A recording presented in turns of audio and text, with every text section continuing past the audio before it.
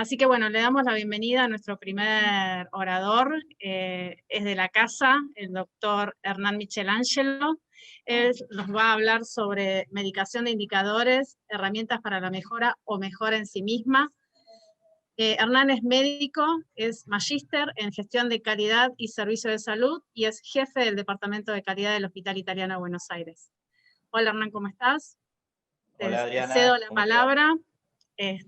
Bueno, comenzamos con tu charla. Somos todo oídos. Bueno, muchas gracias Adriana y gracias por la invitación para participar en las jornadas 2020. Bueno, la idea, digamos, es en los próximos minutos explicar un poquitito cuál es la idea de monitorizar indicadores y sobre todo plantearnos siempre un dilema, ¿no? Si la monitorización de indicadores en salud es una herramienta que es útil para la mejora o es la mejora en sí misma, ¿no? Digamos, siendo este planteo, digamos, lo hago en virtud de que en muchas oportunidades las actividades de monitorización terminan siendo las actividades que más se llevan adelante en las organizaciones de salud. Lo primero, digamos, que uno se plantearía, y más o menos vamos a hacer nuestra agenda, digamos, para seguir en esta charla, en estos minutos, es si necesitamos monitorear la calidad, digamos, cuáles son las actividades que disponemos para poder gestionar esa calidad que monitoreamos y cómo llevamos o cómo debemos llevar adelante una actividad de monitorización continua, cómo construimos un indicador, cómo conformamos la generación de un tablero para que pueda llegar a ser útil a la hora de llevar adelante un proceso de gestión.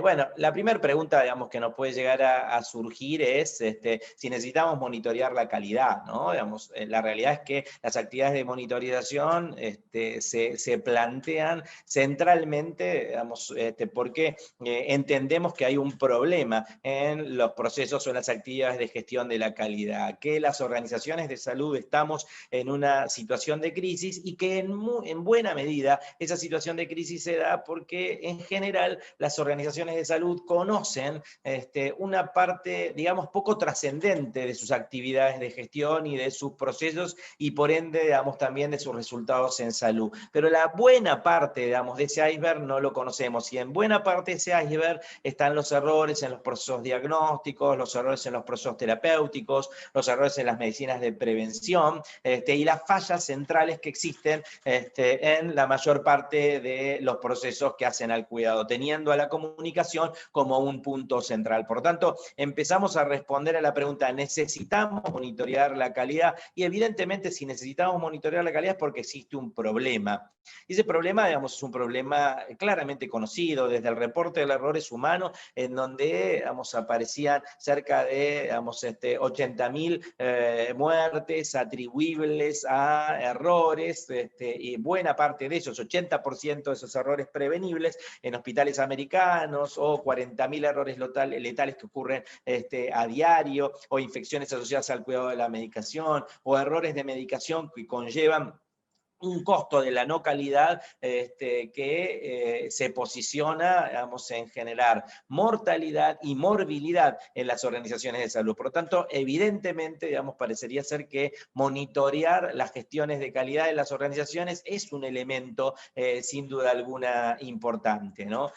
Basta con leer este artículo que salió publicado ya hace 10 años, y piensen que estamos en el año 2020, esto salió publicado en el 2010, 10 años después del reporte del errores humanos, en donde se veía, digamos, que habiendo pasado 10 años de ese reporte y habiéndose hecho una gran cantidad de esfuerzos para tratar de mejorar los perfiles de atención y la seguridad de los pacientes, todavía, digamos, existía una enorme gap entre la calidad deseada y la calidad observable, ¿no? Y esos errores totales que se producían en el ámbito de la salud, claramente, digamos, dan sustentabilidad a gestionar esas actividades de mejora, ¿no? Si uno ve esa diapo, uno puede llegar a ver el impacto que tienen estos errores y el impacto económico que tienen estos errores, lo que en muchas oportunidades se dio a conocer como el famoso lado económico de la calidad, o también conocido como el costo de la no calidad. Entonces empezamos a notar que la calidad brindada por las organizaciones de salud no es la apropiada, y al no ser la apropiada, las organizaciones de salud se transforman en peligrosas para el cuidado de la población. Y entonces ahí empieza a aparecer el término de monitorear. Cuando nosotros monitoreamos estamos gestionando información, en realidad estamos generando datos. Y las organizaciones de salud están llenas de datos, ¿no? Digamos, por eso la trascendencia de analizar las actividades de monitorización con actividades o con procesos de gestión más complejos, porque las organizaciones tenemos una gran cantidad de datos. Tenemos datos asistenciales, tenemos datos de productividad, tenemos datos de ausentismo del personal, de ausentismo de los pacientes, tenemos datos de prácticas llevadas adelante, del costo que se presenta en fármacos, pero pocas veces analizamos toda esa cantidad de datos que tenemos para generar información. A veces igualmente tenemos una gran cantidad de información, pero para poder generar conocimiento tenemos que entender esa información y la gran brecha, digamos, la estamos viendo entre la gran cantidad de conocimiento que tenemos y la poca aplicación que le damos para mejorar o producir la mejora. Claramente, digamos, esa actividad de monitorización va a ser importante para poder también monitorear nuestras acciones y volver a transformarlas en datos y permitir que este círculo de conocimiento y acción pueda llegar a ser sustentable en el tiempo. Y de esa manera, la información en salud se transforma en sí mismo en una cadena de valor, digamos, a la hora de mejorar. Ahora bien, entonces ya entendemos que claramente digamos, necesitamos monitorear porque hay un problema, y ese problema está dado porque nuestra salud tiene inconvenientes y tiene grandes problemas por solucionar. Entonces nos planteamos cuáles son las actividades para gestionar la calidad. Y en realidad no existen gran cantidad de actividades para gestionar la calidad, todas se resumen en tres, ¿no? O el presentar una oportunidad de mejora, presentar un problema, entender el problema, tratar de interpretarlo y llevar adelante una acción para mejorarlo. Esto es un simple ciclo de mejora.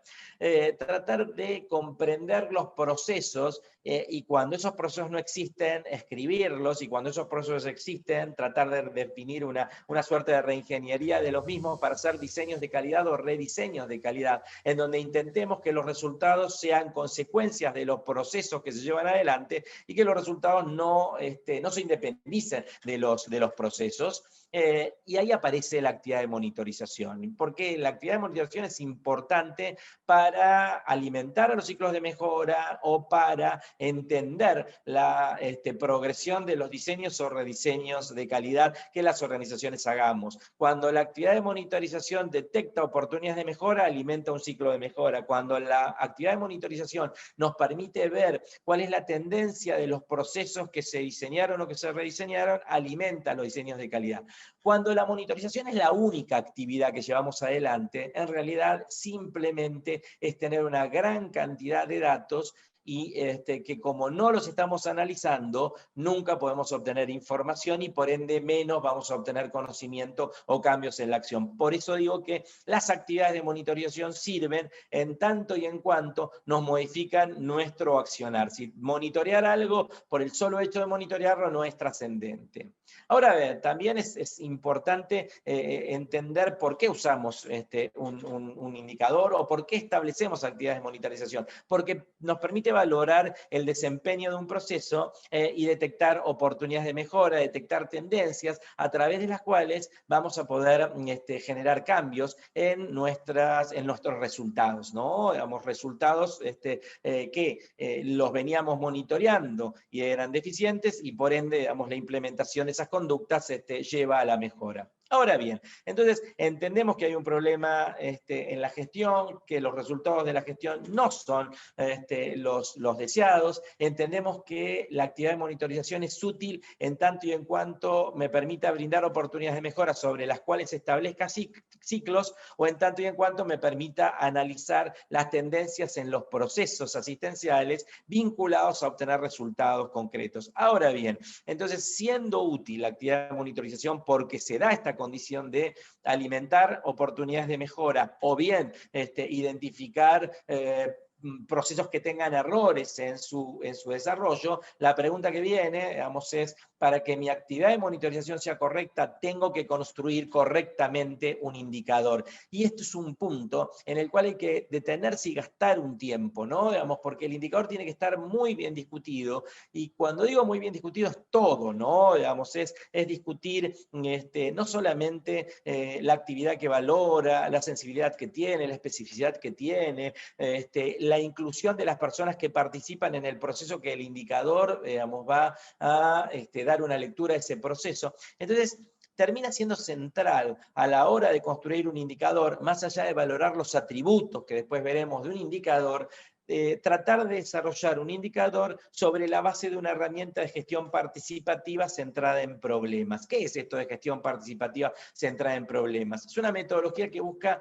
generar competencias de gestiones locales, de microgestiones locales, para poder en el terreno diseñar, priorizar, ejecutar actividades que vayan desde la promoción, la prevención o la continuidad del cuidado. Y esta gestión participativa me permite partir sistematizando la experiencia en el lugar en donde voy a llevar adelante el indicador, es decir, validando la experiencia de una manera colectiva, ¿no? Digamos, si yo tengo que evaluar un indicador de continuidad de cuidado, lo tengo que elaborar con las personas a las cuales van a ser evaluadas a punto de partida de ese indicador de continuidad de cuidado. Si yo quiero, digamos, evaluar un indicador de correctitud de un proceso quirúrgico, tengo que incluir a los actores que participan en ese proceso y tengo que valorar la experiencia que ellos han tenido en el mismo. Por otro lado, tengo que tratar de problematizar y analizar de manera colectiva toda la experiencia que se haya obtenido, los patrones de comportamiento de la gente, las causas, las teorías, por qué se produce un problema, tratar de entenderlo. En tercer lugar, tengo que reflexionar y elegir la acción. Esto es así, digamos, o sea, nunca van a poder modificar un problema si no lo entienden, y en general, si nunca lo entienden, nunca van a poder definir, o pocas veces van a poder definir actividades de mejora, en las cuales la monitorización de esa acción correctiva, que sería el proceso de mejora, termine, digamos, con un resultado oportuno. Por otro lado, van a tener que tomar una acción y una evaluación de las acciones tomadas. Entonces, la toma de una acción y la revisión de las actividades que se llevan adelante y las consecuencias es un proceso continuo de cambio. Y finalmente, uno termina sistematizando el aprendizaje en forma colectiva. Si uno pasa por cada uno de estos 5 puntos, realmente comprende, ¿no? Digamos, la confección de un indicador y está haciendo una gestión participativa. Ahora bien, ¿por qué tengo que monitorear? Es decir, ¿en qué momento tengo que pensar en un indicador? La monitorización es la medición sistemática, repetida, planificada de indicadores de calidad con el fin de entender que existe una situación problemática. Y una vez que entiendo que existe una situación problemática, que me sirva como elemento para juzgar si la actividad de mejora que pospuse cambia esa situación problemática. Vale decir, si el indicador tiene que ser, dentro de sus atributos, sensible al cambio que implementé para que realmente sea un indicador correcto. Y es una actividad necesaria para llevar a cabo una práctica que me permita comprometerme con la calidad. Es decir, la monitorización es una parte intrínseca al proceso de calidad. Es una consecuencia, una necesidad para cerrar un ciclo de cambio y no pensar el ciclo de cambio desde el monitoreo. Muchas veces es así, digamos, primero tengo un indicador y sobre la base de esa monitorización planteo, ¿qué puedo hacer para cambiar este indicador? Y en realidad yo no tengo que cambiar el indicador. El indicador me plantea un problema, o muchas veces mucho menos que un problema. El indicador me plantea un proxy de un problema. Y ese proxy de un problema muchas veces me plantea la necesidad de hacer un diseño para investigar las causas de ese problema, para lo cual voy a tener que tener indicadores de estudio de diseño de causas. El indicador es una herramienta para repensar las acciones de un plan y no como un fin en sí mismo, ¿no? Cuando yo genero un indicador, ¿es para valorar o es para monitorear? En realidad, los objetivos de la medición es evaluar el nivel en el que se encuentra un proceso o un ciclo de cambio. Evaluar antes, evaluar después. Es decir, es muy frecuente que en gestión de calidad nosotros hagamos evaluaciones antes y después. Por lo tanto, el indicador tiene que ser robusto en cuanto a la serie temporal que va a medir, con mucha cantidad de mediciones antes y después, para poder salvar la variabilidad de los datos. Y evaluar a lo largo del tiempo con mediciones repetidas, eso básicamente es una actitud de monitoreo monitorización continua. Ahora bien, el indicador que voy a utilizar tiene que cumplir, una vez que yo lo pensé con una gestión participativa, tiene que cumplir con una determinada cantidad de variables o características que hacen un buen indicador. Tiene que ser fiable. ¿Qué significa que sea fiable? Que mida lo que quiero medir. Tiene que ser sensible, es decir, que tiene que identificar a todos los casos en donde existe un problema de calidad. Tiene que detectar bien los casos. Y esto hay que distinguirlo de la especificidad, que tiene que discriminar bien los que no son casos, identificar solo los casos en los que existe un problema de calidad. Y yo debería tener un indicador que tenga una alta sensibilidad y especificidad, que sería el ideal. Y tiene que ser unívoco, es decir, que solo tiene, no puede tener múltiples interpretaciones, porque si no la variabilidad se me haría difícil después comprender la significancia de ese resultado, ese indicador, y debe ser válido, y la validez la determina la capacidad o la potencialidad de replicabilidad. Es decir, si yo encuentro un problema en salud que año tras año o mes tras mes se va repitiendo, y la verdad, digamos, que yo no hice ningún cambio, digamos, en el desarrollo de ese proceso, bueno, por lo menos digo que es replicable, porque yo no hice ningún cambio y el problema no se subsana. Ahora bien, si yo llevo adelante una intervención correctiva de las causas que justificaron el problema, para que el indicador sea válido, realmente debería poder objetivar una gestión de cambio. En ese sentido, cuando ustedes armen un indicador, más allá de la forma en la cual lo expresen en un tablero, digamos, si es un círculo, si es un gráfico de barras, si es una torta, si es un velocímetro, si las formas, lo visible es menor que la manera en la que se compone, ¿no? Entonces, siempre que van a armar un indicador, y acá yo doy muestras de indicadores que nuestra organización tiene, digamos, tienen que definir claramente qué tipo de indicador es el que estoy valorando. ¿Es un indicador de resultado? ¿Es un indicador de proceso? ¿Es un indicador estructural? ¿Qué es la estructura? Esas clásicas divisiones donavedianas de estructura, proceso y resultado. La estructura es lo que cuenta la organización. ¿Qué es lo que tengo? ¿Cómo se organiza? ¿Cuál es mi disponibilidad? ¿Cuál es mi cantidad de camas? ¿Cuál es la accesibilidad a recursos? ¿Cuáles son los recursos que tengo? La cantidad, las instalaciones, los sistemas, para dar respuesta a los procesos y a los resultados que llevo adelante. ¿Qué me habla el proceso? El proceso me dice lo que hago, da cuenta de lo que se hace, el desarrollo, la implementación, las acciones, las oportunidades, los usos, la utilización del sistema. ¿Y qué es el resultado? Da cuenta de lo que yo consigo con lo que llevo adelante. Presenta los cambios en un tiempo definido basado en lo que está planificado o en el contexto de lo que se supo planificar. Clasificar un indicador como un indicador de estructura o proceso de resultado va a depender de la acción de mejora que uno haya implementado. Y en muchas oportunidades un indicador de proceso puede llegar a ser finalmente un indicador de resultado. Por ejemplo, si yo quiero hacer un indicador de higiene de manos, digo que es un indicador de resultado. O sea, si el plan planteado es un proceso educativo, de cambio cultural, de gestión participativa, de comunicación y promoción de la higiene de manos, medir la cantidad de personas que se han lavado las manos plantea el indicador de higiene de manos como un indicador de resultado. Es decir, después de haber implementado una mejora comunicacional, después de haber implementado una acción de gestión, entiendo, digamos, que lo logré. Ahora bien, si yo veo a la higiene de manos como una herramienta para disminuir la incidencia de infecciones asociadas al cuidado de la salud, por ejemplo, ahí pongo un indicador de neumonía asociado al cuidado de la salud, la higiene de manos es un proceso, en realidad, no es un resultado. Entonces, el mismo indicador puede llegar a ser valorado como proceso, como resultado,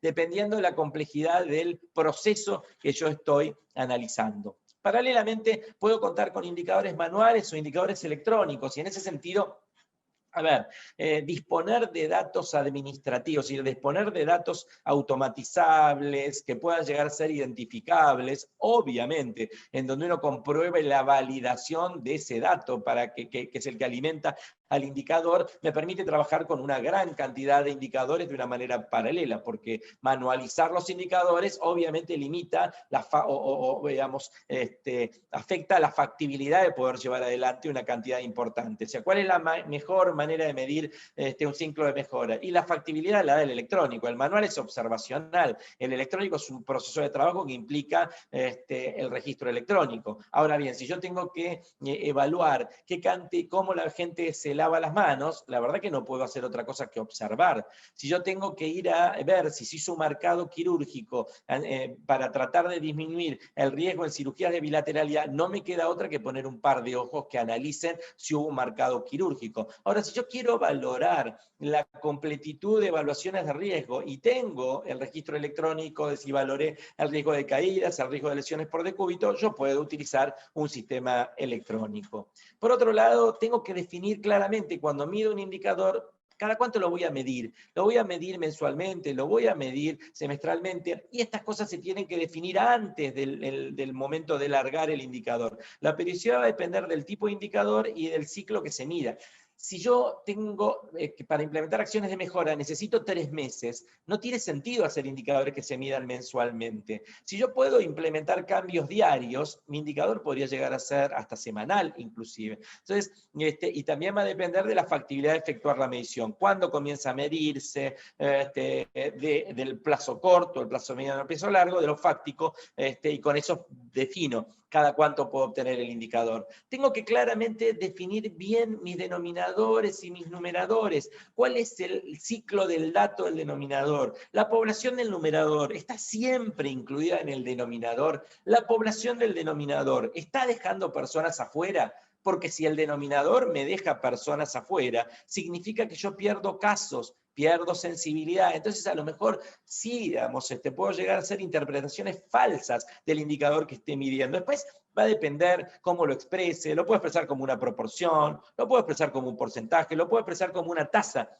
Esas son formas de, digamos, de demostrar el indicador que además me permitan establecer comparaciones. Tengo que pensar en el universo en el cual se va a medir. Si yo estoy haciendo un indicador electrónico e incluyo el 100% de la población, no hay problema porque no voy a tener un sesgo de selección. Ahora, si mi indicador es manual, tengo que analizar bien que la muestra que tomé, que la población que tomé, sea representativa del total, si no voy a tener un hermoso indicador y un hermoso tablero, pero no me va a resultar o no me va a dar información importante, y en todo caso voy a equivocarme en las, digamos, en las conclusiones que tome y en las acciones que tome.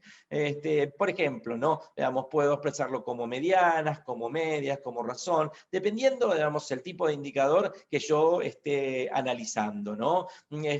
Algo que es fundamental a la hora de valorarlo, no solamente el muestreo, sino también poder establecer validaciones apropiadas, ¿no? Y muchas veces, si yo tengo un indicador que se obtiene por observación, insisto, lo construí bárbaro y mando 2 personas a realizar la observación de si a una persona le hicieron una identificación apropiada cuando le iban a dar un fármaco o cuando le iban a realizar un procedimiento diagnóstico. Pero las 2 tienen una manera diferente de evaluar el dato de la identificación apropiada. La concordancia es mala, por lo tanto, los resultados del indicador van a ser absurdos y no voy a poder tomar conclusiones en relación al mismo. Y los procesos de validación son muy importantes. Muchas veces los indicadores manuales siempre van a tener que tener un segundo observador para tener una validación apropiada. Los electrónicos voy a tener que validar el script. O sea, voy a tener que validar la consulta, de manera tal de ver si todos los datos que me trae el indicador electrónico correlacionan con la información contenida en el dato virgen. Si los datos los estoy sacando de una historia clínica, será la historia clínica, digamos, el dato virgen de donde obtenga